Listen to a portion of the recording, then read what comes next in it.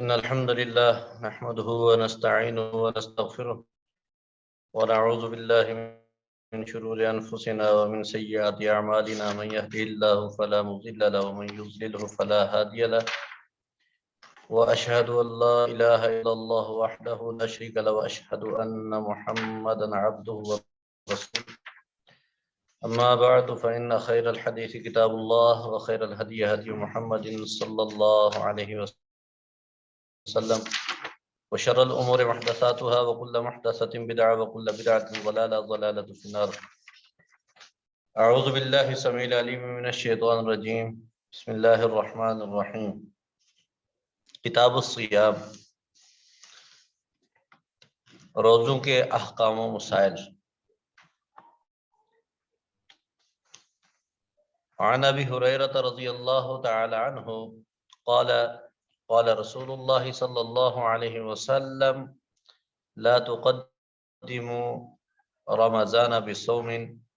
يوم ولا يومين إلا رجل كان يصوم صوما فليصمه متفق علیہ۔ رمضان المبارک کے احکام و مسائل کے حوالے سے یہ بات ذہن نشین کر لینی چاہیے، یہ ایک خاص مہینہ ہے اور اس ماہ مبارک کے اندر روزے رکھنا اور راتوں کا قیام کرنا یہ اللہ کے ہاں انتہائی پسندیدہ عمل ہے۔ اللہ کے رسول صلی اللہ علیہ وسلم کا فرمان ہے کہ من صام رمضانا ایمانا و احتسابا غفر له ما تقدم من ذنبه، جس شخص نے رمضان المبارک کے روزے رکھے ایمان کی حالت میں اور ثواب کے حصول کے لیے تو غفر له ما تقدم من ذنبه، اس کے گزشتہ سارے کے سارے گناہ معاف کر دیے جاتے ہیں۔ اور اسی طرح دوسری حدیث مبارکہ کے اندر ہے اللہ کے رسول صلی اللہ علیہ وسلم فرماتے ہیں من قام رمضانا ایمانا و احتسابا غفر له ما تقدم من ذنبه، کہ جس شخص نے رمضان المبارک کی راتوں کا قیام کیا ایمان کی حالت میں اور ثواب کے اجر و ثواب کی نیت سے تو غفر له ما تقدم من ذنبه، اس شخص کے بھی گزشتہ سارے گناہ معاف کر دیے جاتے ہیں۔ اب یہ جو گناہ معاف ہوتے ہیں ان گناہوں کے اندر وہ گناہ شامل نہیں ہے جو کبیرہ گناہ ہیں، بلکہ صغیرہ گناہ ہیں جو معاف کر دیے جاتے ہیں۔ کبیرہ گناہ جو ہوتے ہیں ان کے لیے لازم ہے کہ انسان اللہ رب العزت کے ہاں توبہ کرے، استغفار کرے۔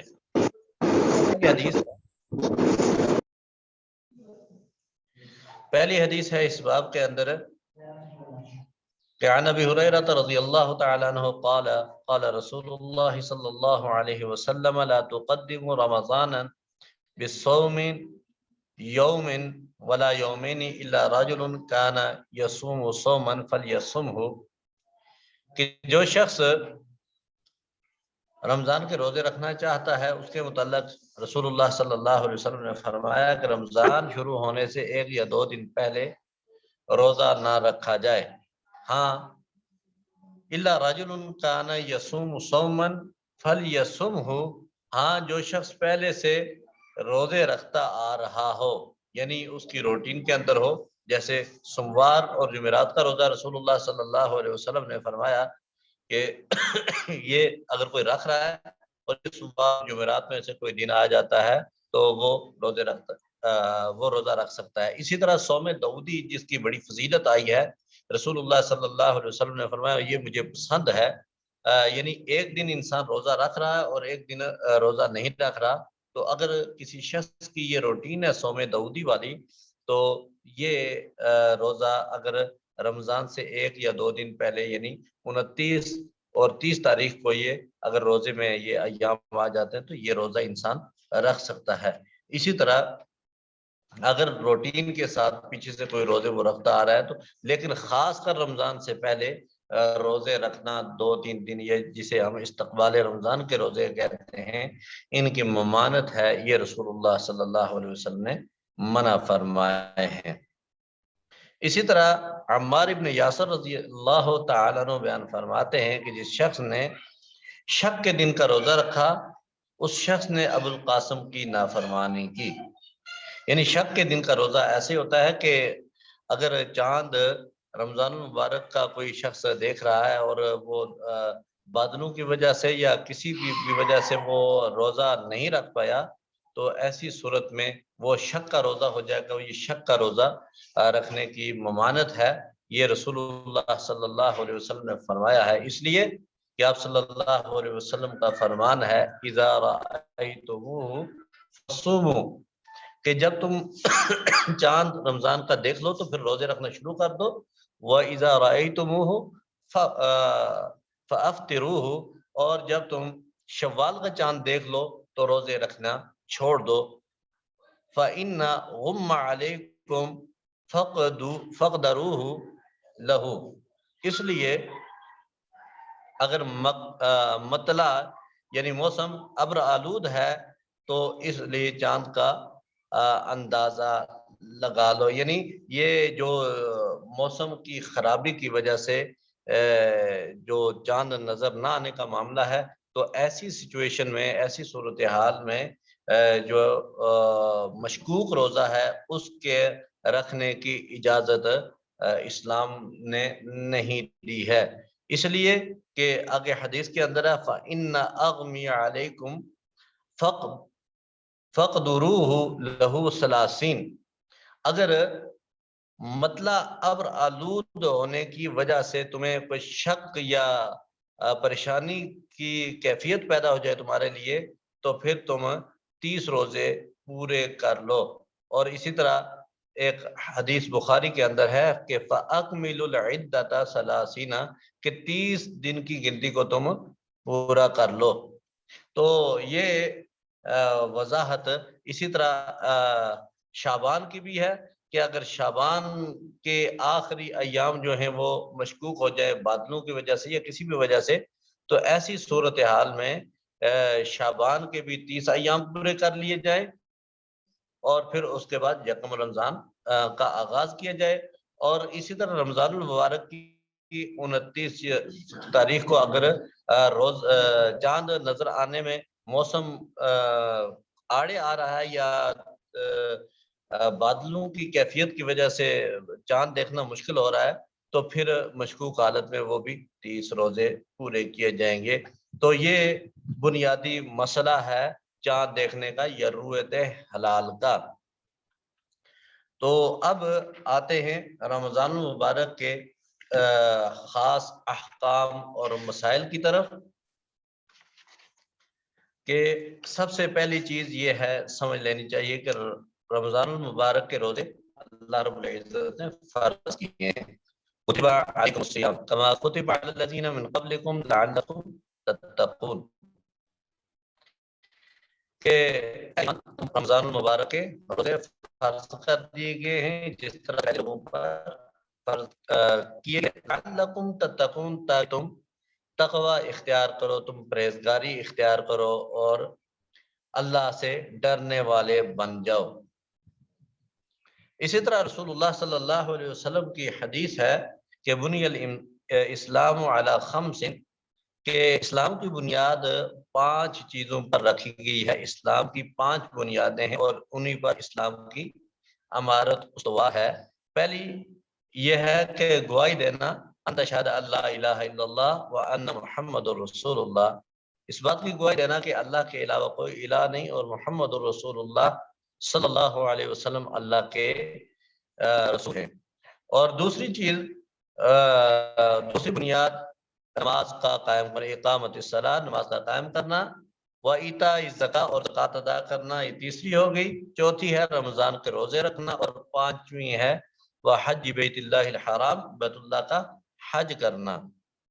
یہ 5 بنیادیں ہیں۔ رسول اللہ صلی اللہ علیہ وسلم نے فرمایا کہ اگر کوئی ان میں سے کسی ایک کو بھی ڈھا دیتا ہے گویا کہ اس نے اسلام کی عمارت کو ڈھانے کی کوشش کی ہے، یعنی بنیادی طور پر ان 5 ارکان اسلام میں سے کسی ایک عمدن جان بوجھ کر اقراری طور پر کوئی انکار کرتا ہے یا عملی طور پر کوئی شخص انکار کرتا ہے اور تو اس شخص کو یہ سمجھ لینا چاہیے کہ ان 5 بنیادوں میں سے کسی ایک کا انکار کرنے والا شخص اسلام سے خارج ہو جاتا ہے۔ اور اسی طرح ان میں سے جو چوتھی بنیاد ہے اس کا تعلق مبارک کے روزے ہے، شہر رمضان الذی انزل۔ اچھا، اب آگے آ جاتے ہیں کہ ارکان اسلام میں سے جو روزے ہیں، جو چوتھا رکن ہے ارکان اسلام میں سے روزوں کا، تو اس کے لیے کون سے مسائل ہیں؟ آیا نفلی جو روزے ہیں ان کے اور فرضی روزوں کے ایک ہی جیسے مسائل ہیں؟ یہ بالکل نہیں ایسا، بلکہ نفلی روزوں کے مسائل کے اندر اور فرضی روزوں کے مسائل کے اندر تھوڑا فرق ہے، اس لیے کہ جو فرضی روزے ہیں اگر ان کا کوئی شخص ترک کر دیتا ہے یا روزہ توڑ دیتا ہے جان بوجھ کر، تو اس کو اس کا کفارہ ادا کرنا پڑے گا، وہ گناہ کبیرہ کا مرتکب ہوگا۔ جبکہ نفلی روزے جو ہیں اگر ان میں سے کوئی شخص ترک کر دیتا ہے تو اس کے لیے ایسی کیفیت یا ایسا حکم نہیں ہے۔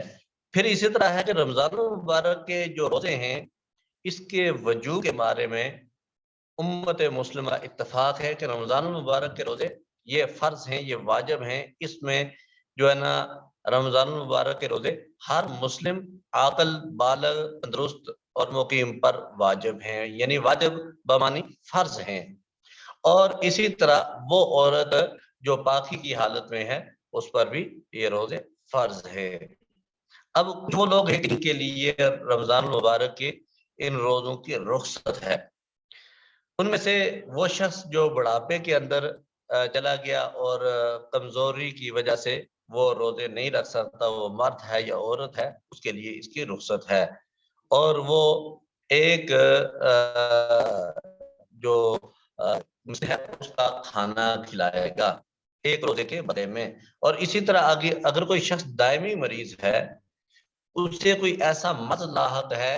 کہ جس کی وجہ سے وہ رمضان کے روزے رکھنا اس کے لیے شاق ہیں اور اس کے لیے مشکل کا باعث ہے، تو وہ شخص بھی جو ہے نا فدیہ دے سکتا ہے، اور اس کے لیے یہی حکم ہے جو بوڑھے شخص کا حکم ہے۔ اور اسی طرح اگر کوئی ایسی بیماری ہے کہ جس بیماری کے جس بیماری سے انسان روزہ رکھے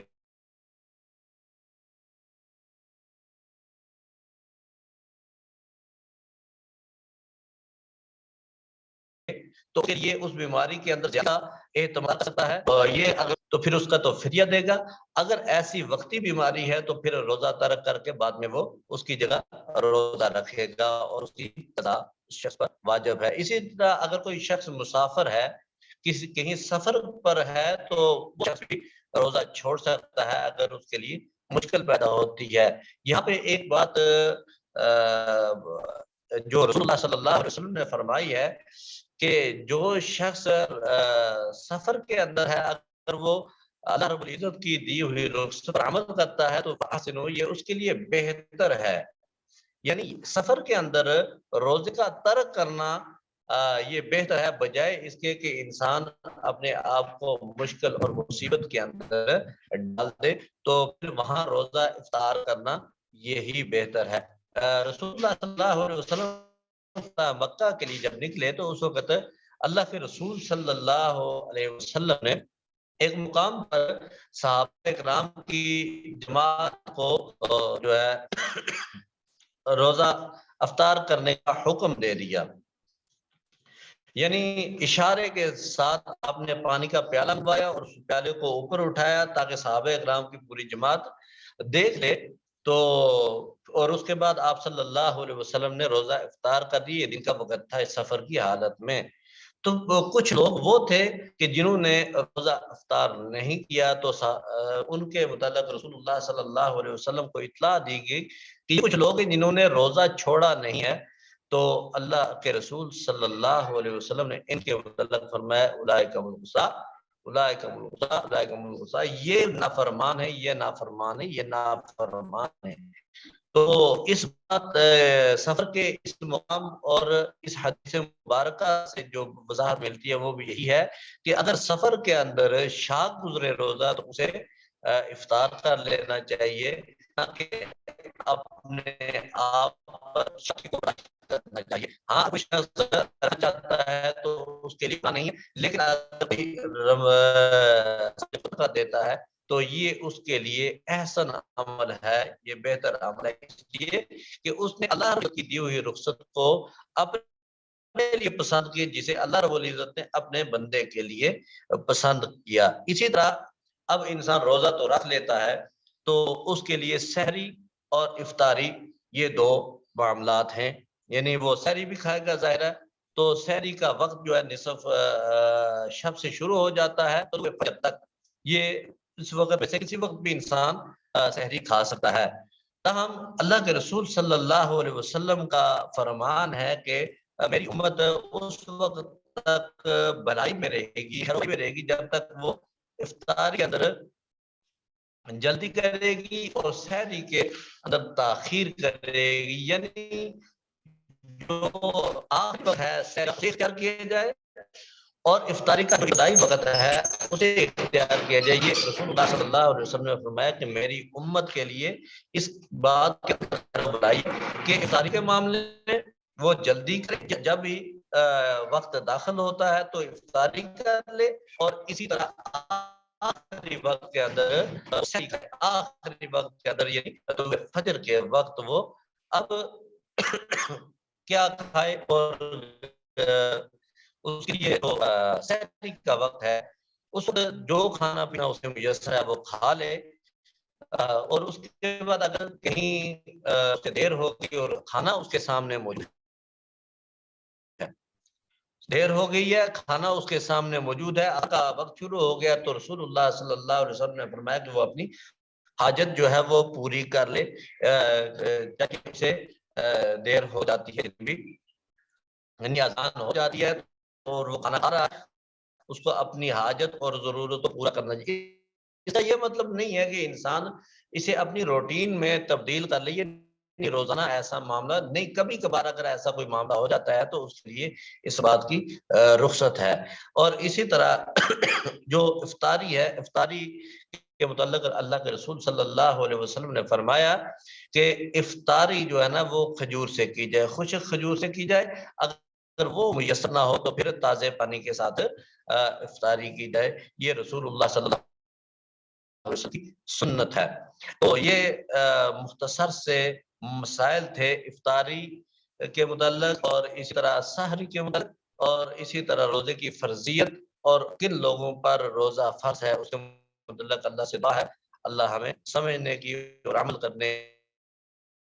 کی توفیق عطا فرمائے۔ تو اللہ